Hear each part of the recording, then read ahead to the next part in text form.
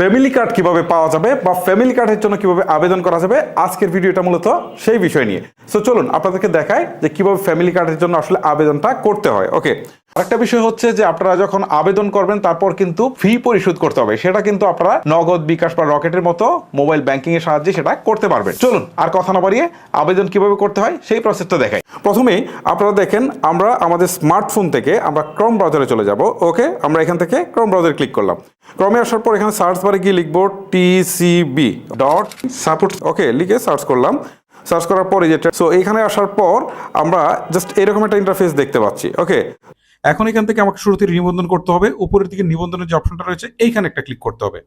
Click করার পর এখান থেকে দেখেন, তারপর হচ্ছে এখান থেকে নাম, অবশ্যই আপনাকে ফোন নাম্বারটা দিয়ে দিতে। ওকে, আমি আমার ফোন নাম্বারটুকু দিয়ে দিচ্ছি। তারপর এখান থেকে পরিচয়পত্রের নাম্বারটা দিতে হবে। এই ইনফরমেশনগুলো কিন্তু বাংলায় দিতে হবে, ঠিক আছে? তারপর এখান থেকে হচ্ছে আমার পাসওয়ার্ড দিতে হবে, ঠিক আছে? এখন দেখতে পাচ্ছেন আমার সবকিছু কিন্তু ফুলফিল করা হয়ে গেল। এখন আমি নিবন্ধন করুন বাটনটাতে ক্লিক করে দিচ্ছি। এখন দেখতে পাচ্ছেন এখানে দেখাচ্ছে যে এর জন্য আবেদন। সো আমরা যেহেতু নতুন নিবন্ধন করব, সো এখানে আবেদন করুন বাটনে ক্লিক করব। ওকে, ক্লিক করার পর এইখানে আপনার সামনে একটা ফর্ম আসবে, ঠিক আছে? এই ফর্মটা আপনি ফিল আপ করবেন আপনার এনআইডি অনুসারে। ওকে, আমি ফর্মটা ফিল আপ করছি। তারপর দেখেন এখান থেকে কিছু তথ্য অটোমেটিক ফুলফিল করা রয়েছে, যেমন জাতীয় পরিচয়পত্রের নাম্বার, সেখান থেকে নাম, কিন্তু আপনাকে আপনার পেশা অবশ্যই সিলেক্ট করতে হবে। এই ক্ষেত্রে আপনি এখানে ক্লিক দেওয়ার পর আপনার যেটা পেশা সেটা অবশ্যই আপনি সিলেক্ট করে দিবেন। তারপর হচ্ছে এখান থেকে জাতীয়তা সিলেক্ট করতে বলছে, বাংলাদেশি হলে বাংলাদেশি বা অন্য কোনো কান্ট্রির হলে সেটা আপনারা দিয়ে দিতে পারেন। তারপর হচ্ছে বর্তমান ঠিকানা। বর্তমান ঠিকানার ক্ষেত্রে এখানে হচ্ছে আপনি আপনার ফুল অ্যাড্রেসটুকু দিয়ে দিবেন। আপনি গ্রামে থাকলে গ্রামের নাম দিবেন, ঠিক আছে? আর আপনি যদি শহরে থাকেন তাহলে এখান থেকে বাড়ি নাম্বার দিয়ে দিবেন। ওকে, আমি দিয়ে দিচ্ছি। এখন একটু কাজ শেষ, এখন পরবর্তী অপশনে একটা ক্লিক করে দেবেন। ওকে, তারপরে হচ্ছে এখান থেকে জাতীয় পরিচয়পত্র সংযোজন করুন। এই চুজ ফাইলে ক্লিক দেওয়ার পর এখান থেকে আমি আবার চলে যাব জাতীয় পরিচয়পত্র কোথায় রয়েছে, এই যে এনআইডি কার্ড, এটা দিয়ে দিলাম। তারপরে হচ্ছে এবারে আপনাকে একটা ছবি সিলেক্ট করতে হবে। এবারে আমরা ছবির উপর ক্লিক দিয়ে আমরা এখানে ছবিটাকে যুক্ত করব। ওকে, ছবির এখন পরবর্তী অপশনে একটা ক্লিক করে দেবেন। এখানে হচ্ছে অনলাইন ফি জমা, পর এখানে পেমেন্টের বিভিন্ন গ্যাটেরিও দেখাচ্ছে, ডিবিবিএল দ্বারা পে করা যাবে, তারপর হচ্ছে বিকাশ দিয়ে করা যাবে। ওকে, আমি যেহেতু বিকাশ দিয়ে করবো, সেই বিকাশের উপর একটা ক্লিক করছি।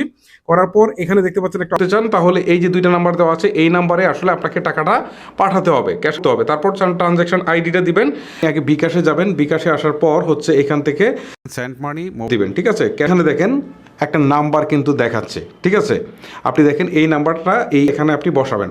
বসানোর পর অ্যাজ ইউজুয়াল এখান থেকে আপনি দিলাম। এখন আমি আমার বিকাশের পিন নাম্বারটুকু দিয়ে দিচ্ছি, ঠিক আছে? দিয়ে আমি অ্যাজ ইউজুয়াল বিকাশে যেভাবে হচ্ছে কীভাবে সেভাবে আপনি দিবেন, ঠিক আছে? করে দেওয়ার পর এখানে দেখেন একটা ট্রানজ্যাকশন আইডি কিন্তু এখানে দেখাচ্ছে। ওকে, জাস্ট এই ট্রানজ্যাকশন আইডিটা কিন্তু আপনাকে দিতে হবে, ঠিক আছে? কীভাবে দিবেন আমি আপনাদেরকে প্রসেসটা দেখাচ্ছি। আপনার বিকাশে পেমেন্টটা করা হয়ে গেলে বিকাশে আপনি যে ট্রানজ্যাকশন আইডিটা পেয়েছেন সেটা এখানে বসাবেন। দেওয়ার পরে এখানে দেখুন আবেদন করুন আছে। ওকে, তো সব ঠিকঠাক আছে। আমি আবার আবেদনে ক্লিক দিলাম। দেখেন এখন আমার এই আবেদনটিও কিন্তু অলরেডি জমা হয়ে গেছে। তারপরে আমি আপনাদেরকে আরও, তাহলে আপনাদের কনফিডেন্সটা আই হোপ একটু হলেও বাড়বে।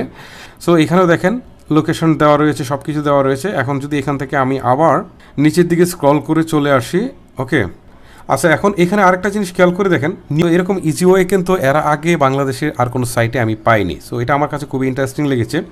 সো আশা করি যে আপনাদেরকে বোঝাতে পেরেছি যে কিভাবে খুব সহজেই আপনার আবেদনপত্রটি জমা দিতে পারবেন।